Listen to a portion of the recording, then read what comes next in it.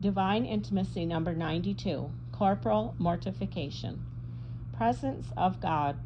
O Jesus crucified, grant that my love for you may make me willing to crucify my flesh with you and for you. Meditation 1. As a result of original sin, man no longer has complete dominion over his senses and his flesh. Therefore, he is filled with evil tendencies which try to push him toward what is base. St. Paul humbly admits, I know that there dwelleth not in me, that is to say, in my flesh, that which is good, for the good which I will, I do not, but the evil which I will not, that I do. Romans 7:18-19. God certainly gives us the grace to overcome our evil tendencies, but we must also use our own efforts, which consist in voluntary mortification. They that are Christ have crucified their flesh with the vices and concupiscences. Galatians 5:24. The purpose of corporal mortification is not to inflict pain and privation on the body for the pleasure of making it suffer, but to discipline and control all its tendencies which are contrary to the life of grace. The Apostle warns us, if you live according to the flesh, you shall die. But if by the Spirit you mortify the deeds of the flesh, you shall live. Romans 8:13. We must curb ourselves in order to avoid falls. We must prune the useless or harmful branches in order to avoid deviation. We must direct toward good the forces which left to themselves might lead us into sin. For these reasons, mortification, although it is not an end in itself, nor the principal element in the Christian life, occupies a fundamental place in it and is an absolutely indispensable means towards attaining a spiritual life. No one can escape this law without closing off all access to eternal salvation to sanctity.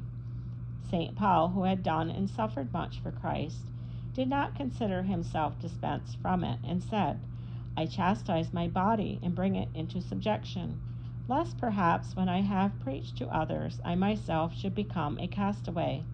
1 Corinthians 9:27. Meditation 2. St. Teresa warns us that if prayer is to be genuine, it must be reinforced with this practice of mortification. For prayer and self-indulgence do not go together. Way, 4. It would be an illusion to think that we can reach intimacy with God without the serious exercise of physical mortification. In this regard, we must take care that love of our own body and of our physical welfare does not cause us to reject all penitential practices under the pretext that they will ruin our health. In reality, there are many corporal mortifications which, without the slightest danger to our health, have the great advantage of keeping our spirit of generosity on the alert by the voluntary acceptance of a little physical suffering.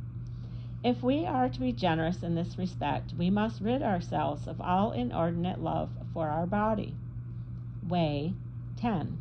That is, of all excessive preoccupation about our health, and we must put aside all anxiety about food, clothing, rest, and comfort. This body of ours, says St. Teresa, has one fault. The more you indulge it, the more things it discovers to be essential to it. And if there is any reasonable pretext for indulgence, however little necessity for it there may be, the poor soul is deceived and prevented from making progress. Way, 11. Anyone who wants to advance on the road to sanctity and union with God must be ready to sacrifice everything, even in the physical order, to the point of giving up his skin and everything else for Christ. As St. John of the Cross says, he teaches, however, that in these matters we must always depend on our superiors or confessors. Corporal penance without obedience is no more than the penance of beasts.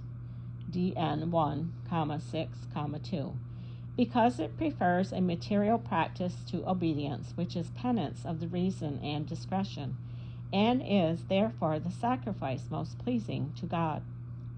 Colloquy. This servant of thine, my God, can no longer endure such trials as come when she finds herself without thee.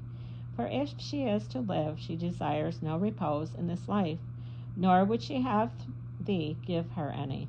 This soul would fain see itself free. To eat it is a torment, to sleep brings only anguish. It finds itself in this life spending its time upon comforts, yet nothing can comfort it but thee. It seems to be living against nature, for it no longer desires to live to itself, but only to thee. T.J. Life, 16. O Lord, help me, I beg you, to free myself from the slavery of the body. Teach me to conquer its extravagant demands and to mortify its pretensions. You have given me this body of flesh in order that I may serve you on earth. Grant that it may not become an obstacle to me and hinder the generous total gift of my whole self to you. How far I am, O God, from the austerities and mortifications of the saints. Do I perhaps think they were made of iron? No, they were as frail as I. O Lord, help me to understand that once I begin to subdue my miserable body, it will give me much less trouble. Way, 11. Why should I be terrified by the fear of losing my health? Sickness and health, life and death, all are in your hands, my God. Everything depends on you. I now make a firm resolution to entrust all solicitude to you and to keep but one occupation, to love you and serve you with all my strength. Help me, O Lord, to gain the mastery over my body and to conquer it completely, so that I may attain that magnificent liberty of spirit which allows the soul to devote itself undisturbed to the exercise of a deep interior life. End of number 92, Corporal Mortification.